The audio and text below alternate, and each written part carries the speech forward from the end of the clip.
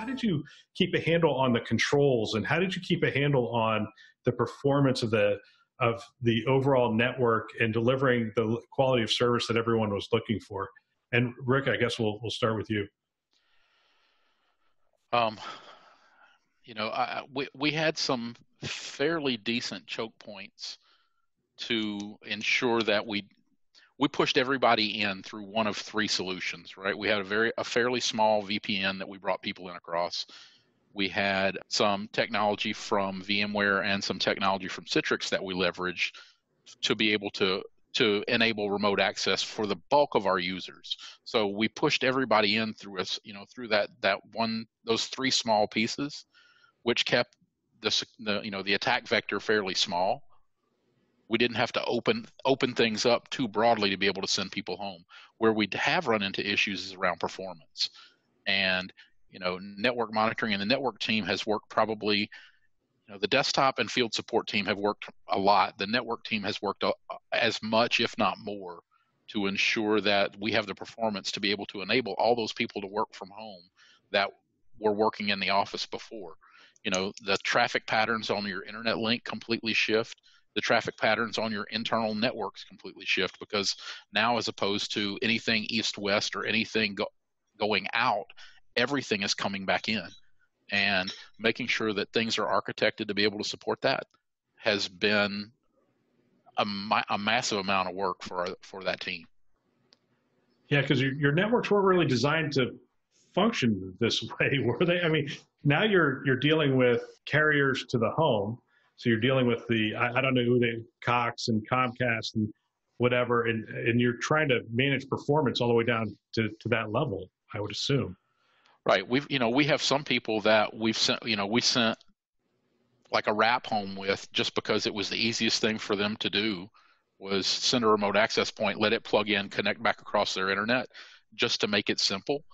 We did have, to the way that you described it earlier, we did have a decent sized number of people that didn't have either internet in their house, or had, because a lot of our people live in rural areas, had something slower than DSL as their internet links. So it's not like they had anything high speed.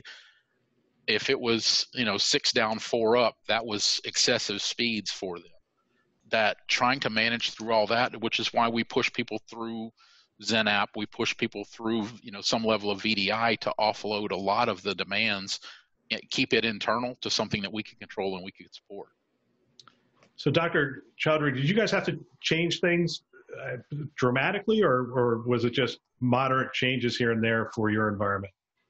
So from a networking perspective, we didn't really have to change anything. We were already embarking on a journey to increase our bandwidth, because we believe that remote working from home was coming anyway, pre-COVID.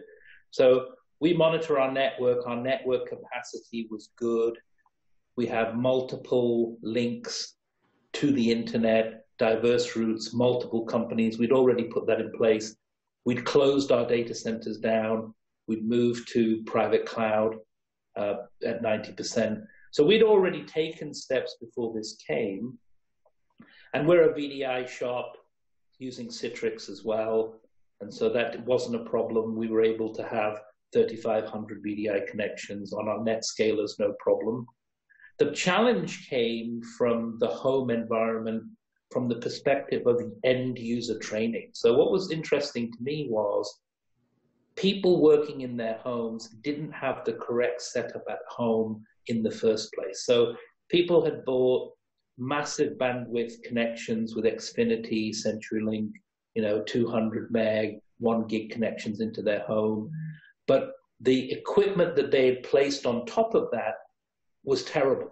People had bought the $30 router from Amazon, popped it on their 1 gig connection, and then they had 17 people in their house trying to do a Zoom connection at the same time. And the feedback we got was, it's all children's fault because we have an internet problem. And so we very quickly pivoted to education. We created a website for our staff where we produced quick guides to how to correctly set up your home Wi-Fi, how to actually put a password on your home Wi-Fi, how to buy the right router for your home Wi-Fi. And when we started to do that, we saw massive improvements with people's experience at home, just by shifting router equipment. We didn't send, we thought about sending the one box to connect, but at the time, the ability to deliver goods in Seattle wasn't great. So it would have been a huge delay trying to get that equipment to people.